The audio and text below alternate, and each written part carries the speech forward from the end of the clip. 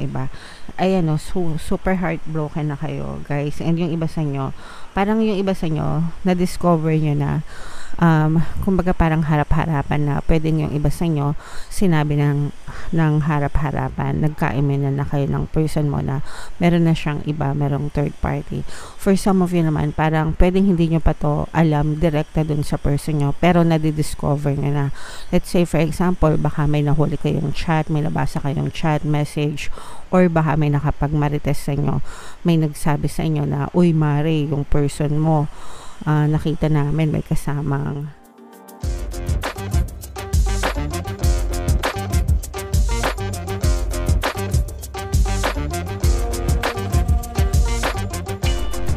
Hello guys, hello Aries, welcome back to Pinoy Pixie Tarot. Ang pamagat ng episode natin for tonight is Silip sa Pag-ibig Kapalaran. Ito yung ating love life reading para sa Aries para ngayong March mga kapixie.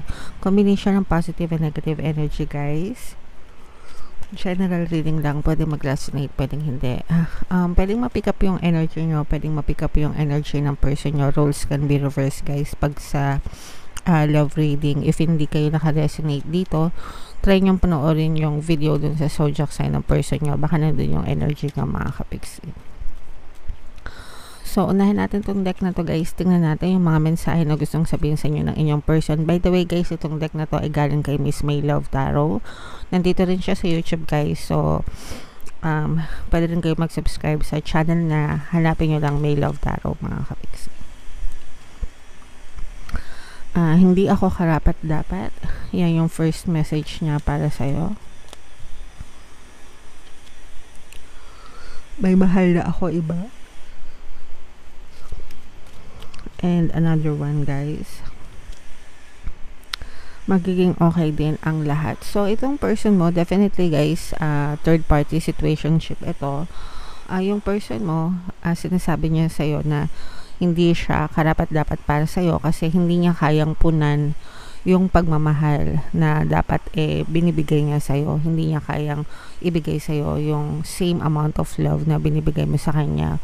And for the reason na meron din siyang ibang partner or specific person.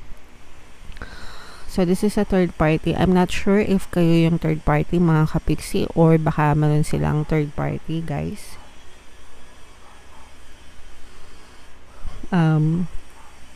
Pero if things are not okay sa inyong dalawa, kung hindi okay ang sitwasyon sa inyong dalawa, that is because of your person having another person or having another karelasyon. Ibig sabihin may karelasyon silang iba mga kapixie.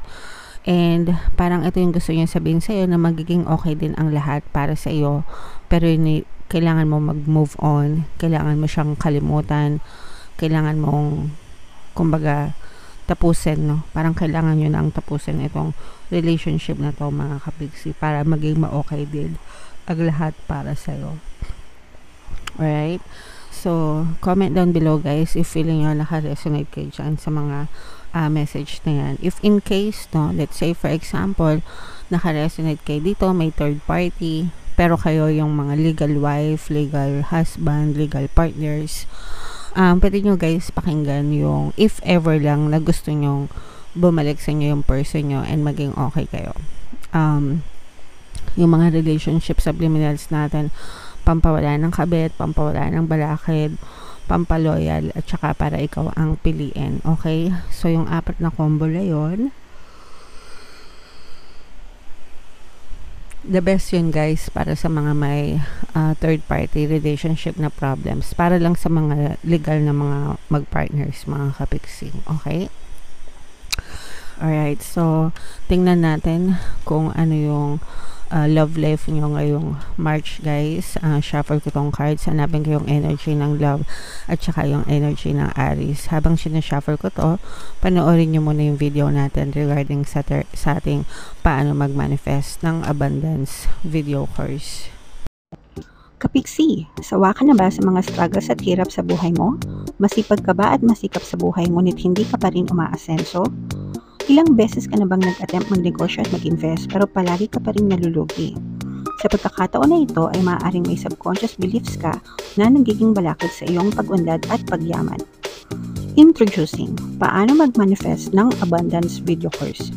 Dito ay matututunan mong ma-overcome ang mga balakid mo para tuluyan ka ng umunlad, umasenso, sumagana, maging matagumpay, successful at maswerte sa iyong kabuhayan, pera, trabaho, negosyo, salapi at kaperahan ng bonggang-bongga. Dali, mag-send na ng email sa pinoypixie@gmail.com at simulan na ang iyong pagyaman ngayon. Alright, so sabay-sabay tayo magpayaman ngayon 2024 mga kapiksi. Mag-avail na kayo ng course guys kasi sobrang ganda talaga niyan.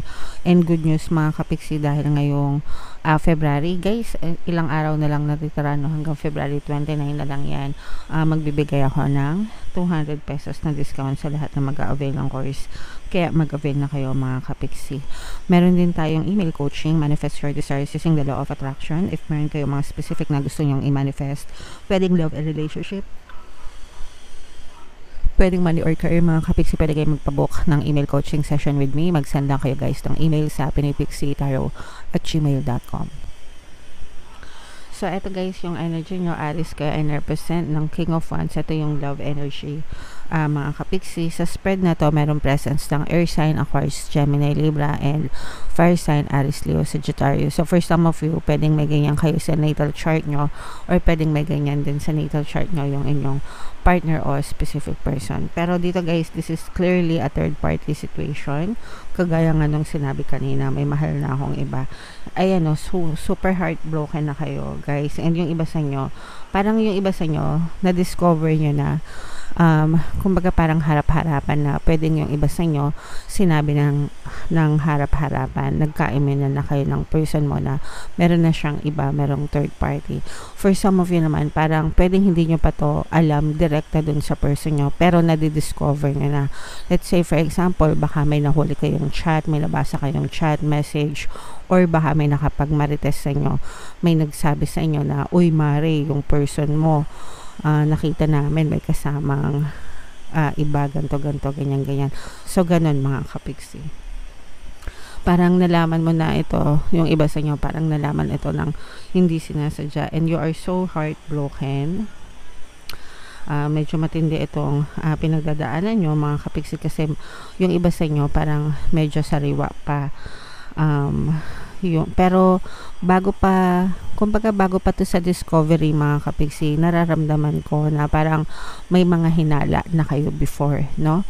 Parang hinala, dati pa kayo naghihinala, dati pa kayo nagdududa, and mabigat na talaga yung relasyon nyo even before nitong reading na to mga kapiksi. Kumbaga nakikita nyo na yung mga red flags dun sa relationship nyo, dun sa person nyo, pero ngayon lang parang naging malinaw ang lahat na confirmed, no? Diba? Yun yung sinasabi na confirmed. Yan. So, parang ngayon nyo lang na-confirm na meron talagang third party yung inyong partner or specific person. And sobrang bigat ng inyong pinagdadaanan. Ngayon, mga kapiksi, may mga times na hindi kayo makapag-isip, may mga times na umiiyak kayo, depressed. For some of you, nandun na rin yung panlalamig ng person nyo, na yung person nyo parang kahit na sabihin nyo sa kanya na ayusin natin, gagawin kong lahat, bumalik ka lang, magiging mabait ako sa'yo, kumbaga parang gano'n, no? Inaalo mo siya para lang wag kanyang iwan, or para lang maging ma-okay yung relationship mo, pero your person is giving you a cold shoulder mga kapiksi. Ibig sabihin, malamig yung sinusukli sa'yo ng person mo. So, in other words guys, pwede natin sabihin na ayaw na ng person mo dun sa relationship, kahit na pinaglalaban nyo pa yung relationship. Masaya yung person mo dun sa other person, or pwedeng hindi masaya pero parang mas comfortable si person mo dun sa other person, mga kapiksi. Yes, so dito na nakikita natin na yung iba sa inyo parang kinakain na ng kalungkutan guys, which is normal naman kapag may mga problema sa relationship, pero you'll get by mga kapiksi. I-focus nyo lang yung inyong attention sa trabaho nyo or mga pinagkakakitaan nyo. Makaka-move on din kayo. Parang dadating din yung time na marirealize nyo rin na sayang lang yung energy nyo and oras nyo kakahabol dun sa taong hindi naman worth it, no, ng pagmamahal and attention nyo. And for some of you, maka-move on kayo sa tulong ng inyong mga friends, ng inyong mga families na nandyan para sa inyo. Makakalimutan nyo rin itong hinaing ng inyong damdamin regarding sa inyong relationship and makakapagsimula ulit kayo. So, if in case guys na nakaresonate kayo and nahihirapan kayo mag-move on pero gusto nyo mag-move on guys, pwede nyo pakinggan yung ating Ho'oponopono and Self-Love na subliminal dito sa ating channel. So, i-combo nyo lang yun mga kapiksi para mabawasan yung inyong emotional pain and mas madali para sa inyo na maka-move on. Alright? Focus on forgiveness and acceptance, guys. And focus on yourself. Very important. If ever man na naka-resonate kayo, mga kapiks. Okay? So, comment down below, guys, if naka-resonate kayo. Tingnan natin tong mga love messages para sa inyo, mga kapiksi. So, meron tayong, it is safe for you to love. And past life relationship. So for some of you, this may be a karmic type of relationship, mga kapiksi, kaya napapansin nyo na mabigat yung problema. And most of the time, kapag karmic yung relationship, talagang nandun yung mga problema sa relasyon, mga kapiksi, because you have to learn the lessons and sometimes nababaliktad yung sitwasyon kapag karmic relationship, mga kapiksi. Pwedeng, let's say for example, ngayon siya yung ng babae, siya yung ng lalaki, sinaktan ka niya dahil sa third party. Sa past life nyo, pwedeng ikaw yung nakasakit dun sa person mo and you have to experience that in this lifetime, mga kapiksi. Ganun yung ibig sabihin ng karmic relationship. So, malalampasan nyo din yan, guys. Huwag kayong mag-alala. Very important na magkaroon ng forgiveness para maputol yung karmic relationship, mga kapiksi. Okay? And it is safe for you to love. Yes, guys, sabi ko nga sa inyo, yung iba sa inyo, makaka-recover din kayo and makaka-move on din kayo. Parang willing kayo na mag-start ulit. And in the future, guys, hindi naman lahat ng tao manloloko, hindi lahat ng tao sinungaling, ganyan. So, sa next relationship mo, no, wag mo nang dalhin yung mga past experiences mo sa relationship and create the relationship that you like, that you want to experience in your life. Sabihin mo lang na it is safe for me to love, swerte ako sa pag-ibig, makakita din ako ng person na loyal and faithful sa akin because I deserve it. Okay? So, ganun lang, guys, no? Wag nyo nang sayangan. I mean, if ever man na gusto nyo nang mag-move on, no? Just focus on yourself, mga kapiksi. Diba? So, yeah. Comment down below, Aries, if feeling nyo naka-resonate kayo dyan sa mga messages na yan. Ito yung ating mga relationship subliminal, guys. Lagay natin dito para mapakinggan nyo. And ito naman yung ating success stories ng paano mag-manifest ng abundance video course. Click here to subscribe, guys. And click here to join our membership program. Thank you for liking, sharing, and subscribing. And see you again next time. I love you all, guys. Have a nice day. Bye-bye.